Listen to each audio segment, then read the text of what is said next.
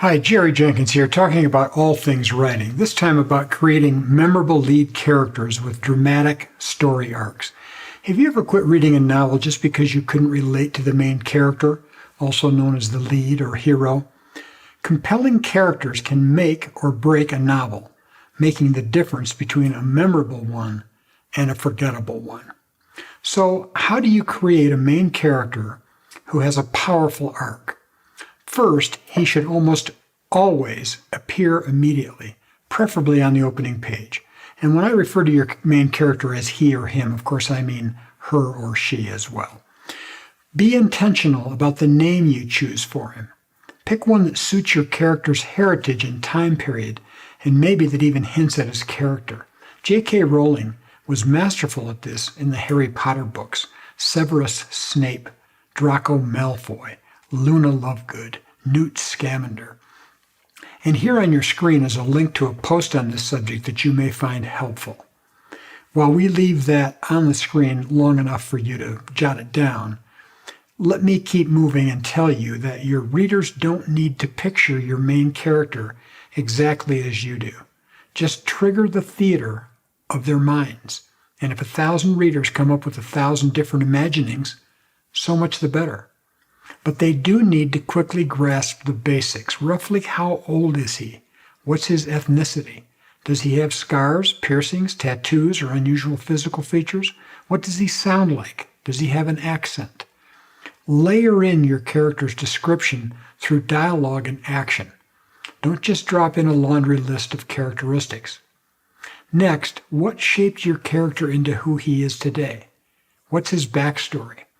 Even though you may not use all of this in your story, you should know his parents and siblings, where he fits into the family, where he went to school, his political views, his occupation, his means, goals, skills, talents, spiritual life, friends, worldview, and so on. All this contributes to how he'll grow and develop on the page and who he will become. That's character arc. Your hero should have human flaws, vulnerabilities that allow readers to be able to identify with him. But his strength of character, his potential heroism, should also shine through. Also, he should learn from his failures. And of course, he'll face obstacles and challenges along the way. So be careful not to portray him as an irredeemable wimp or coward. He may start with characteristics like that, but eventually he'll need to rise to the occasion and use every lesson he's learned and muscle he's built to win the day. So when the time comes, your hero must show up and face the music. It's good, too, to give your lead character what are known in the business as pet the dog moments. These can show meaningful parts of his personality. Perhaps he shows more respect to waitresses and cashiers than others do, or stops to help someone in an emergency even though he's running late. Then, imagine what keeps your character awake at night. What does he keep inside? What are his secrets? What drives him? A rich inner life, especially one that portends growth and change, can become a huge part of his character arc. When your character faces a life or death decision, his responses will be determined by who he is on the inside. When he struggles to make the right moral decision, that's internal conflict, which is critical for character growth and for a compelling story.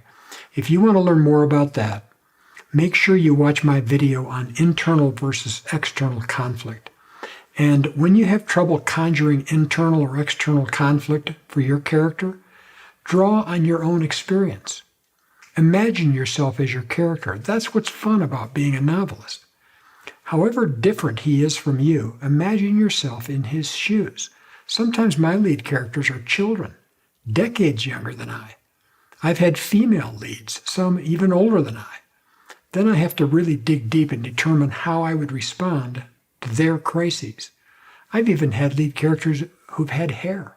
Hopefully you've never been in mortal danger, but have you ever heard footsteps when you thought you were home alone? Or had a child go missing?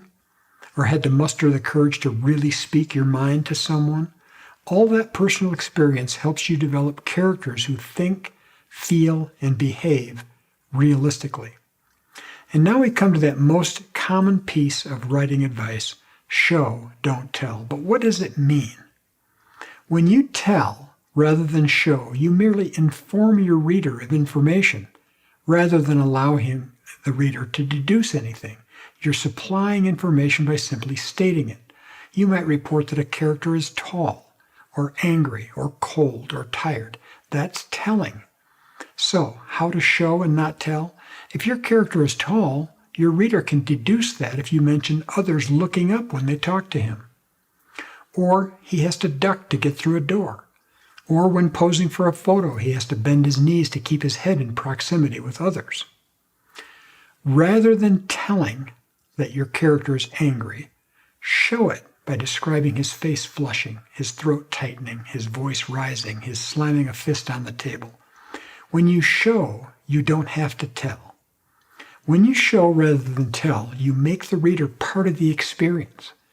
Rather than having everything simply imparted to him, he sees it in his mind and comes to the conclusions you want. Okay, step number 9 is to conduct thorough research.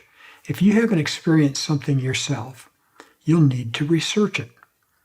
Is your character a teacher, a police officer, a CEO? Then spend time in a classroom, arrange a ride-along with a cop, or interview a CEO. Don't base your hero on what you've seen in movies or on TV. You don't want to create a stereotype that readers can't identify with, and whom many will see through instantly. Most people love talking about their lives and their professions. Interview them. All right, for our last step in creating believable characters, let me give you some examples. Ebenezer Scrooge in Charles Dickens's A Christmas Carol is a perfect example of dramatic character arc. The character is so memorable that the very name Scrooge has become synonymous with a selfish, miserly, miserable curmudgeon. But the brilliant character arc in this novel shows an entirely new man, joyful, generous, and loving, who learns to feel again. An example of a negative character arc is Walter White in the TV series Breaking Bad. He begins as a nerdy, naive, kind, and thoughtful high school science teacher.